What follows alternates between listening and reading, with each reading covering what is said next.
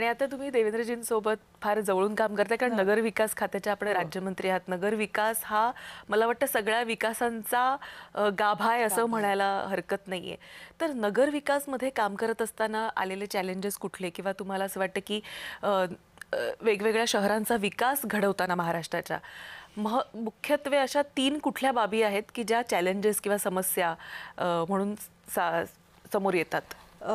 खरं तर नगर विकास जेव्हा खातं हे केलं, पण त्याच्या आधीपासून पण मला बऱ्याचसं या संबंधीचं माहीत होतं मोस्टली.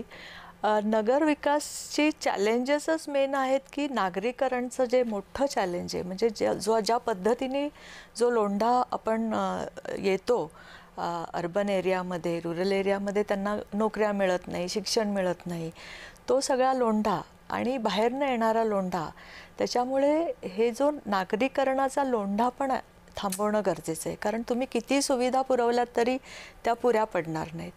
दुसरी गोष्ट आहे की त्याच्यामुळे जे आज तुम्ही बघताय की ट्रान्सपोर्टसाठी आज आपण एवढे उपाय करतोय ट्रान्सपोर्टचे, त्या पद्धतीत तेवढे लोक वाढत आहेत, त्या पद्धतीत तेवढ्या गाड्या वाढत आहेत. त्यामुळे ट्रान्सपोर्टच्या विषयामधला खूप मोठा चॅलेंज आपल्याला आहे.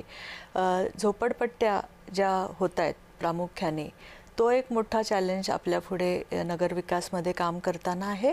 आणि ह्या सगळ्या नागरीकरणाला इन्फ्रा पुरवणं म्हणजे पाणी, ड्रेनेज, सर्वात घनकचऱ्याचं मोठं चॅलेंज आहे. आज आपण बघतो की घनकचऱ्याची सिस्टीम आपल्याला पूर्ण महाराष्ट्रभर हे चॅलेंज आहे.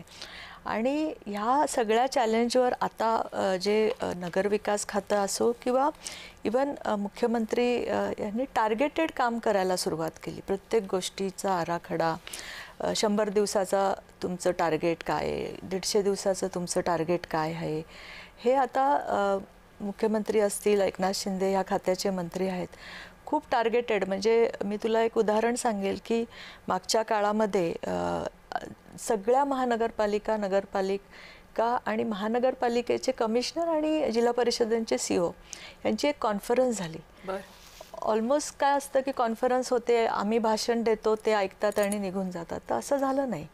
आम्ही ग्रुप वाईज एकनाथ शिंदेसाहेब, देवेंद्रजी मुख्यमंत्री म्हणून आणि मी राज्यमंत्री म्हणून, आम्ही तिघांनी त्याचे ग्रुप्स करून आम्ही प्रत्येक ग्रुपशी बोललो, त्यांच्या समस्या जाणून घेतल्या आणि त्याच्यामध्ये काय करायला लागेल ह्याच्यानंतरचं टार्गेट मुख्यमंत्री साहेबांनी समारोपाला त्याच्या कमिट्या करून तुमचं पुढचं टार्गेट काय असणार आहे, तुमच्या 150 दिवसात तुम्हाला काय करायचं, इतका स्पेसिफिक प्लॅन त्या वर्कशॉपमध्ये दिला. तर अशा पद्धतीने आता अधिकाऱ्यांनाही काम करायला लागते आणि आपण हे चॅलेंजेस सगळे आता ॲक्सेप्ट केलेत. आणि खूप सारे आता तुम्ही जर बघितलं, मुंबई असेल, पुणे असेल, पुणे पण आता आपण ग्रोथ हब म्हणून डिक्लेअर केलं. कारण पुणे मला वाटतं एकतर मोठं पण आहे. हो, आणि पुणे म्हणजे ही खूप मोठी विजन आहे. जसं आता आपण MMR करतोय, ग्रोथ हबमध्ये आपण बघतो की किती कामं चाललेत. पुणे जेव्हा ग्रोथ हब म्हणून डिक्लेअर केलं ना, ही विजन इतकी छान आहे की 34 गावांचा समावेश झाल्यानंतर मुंबईच्या पेक्षा जास्त विस्तार पुण्याचा झालेला आहे. आणि ह्या सगळ्यासाठी आपण जर बघितलं, जर आपण पूर्ण इकॉनॉमीमध्ये आपल्याला $5 ट्रिलियन हे करायची असं आपण म्हणतो अर्थव्यवस्था, त्याच्यात $1 ट्रिलियन आपला महाराष्ट्राचा सहभाग असेल. या दृष्टीने आपण आज पावलं टाकतोय आणि त्या दृष्टीने आपण आज हे नागपूरचं ग्रोथ हब, नाशिकला आता आपण हे करतोय.